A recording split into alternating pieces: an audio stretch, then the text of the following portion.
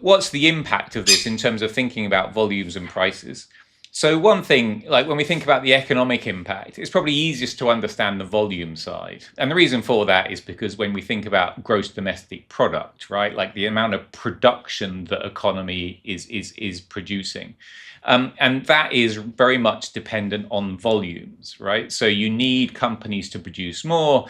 If they produce more, output goes up, and therefore the GDP of the economy expands. However, when thinking about the economic impact of what's going on, there is also a feed through coming from prices. And so when we look at, and that takes a bit of explaining, but essentially, when export prices are rising more quickly than import prices, which is what's being seen in the region right now, despite the fact that energy prices are going up, semiconductor prices are rising more quickly. When that happens, the economy has more purchasing power. Like it has more purchasing power relative to the rest of the world because it's the price of the stuff it produces is going up more quickly than the prices of the goods it imports from overseas. Now, for economists, that gets reflected in the terms of trade. So when export prices are rising more quickly than import prices, the terms of trade rises. Then that gets reflected in the national account statistics. And it's reflected in this line called gross domestic income.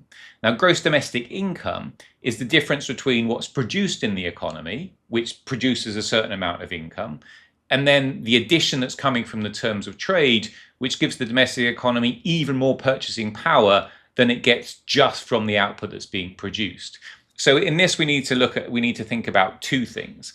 And the reason this matters is because if you think about an economy like Korea, over the first quarter of this year, real GDP, so gross domestic product, rose by about 3.5% year on year. It was pretty good relative to the last couple of years or so in Korea, but it's obviously not sort of shooting the stars out.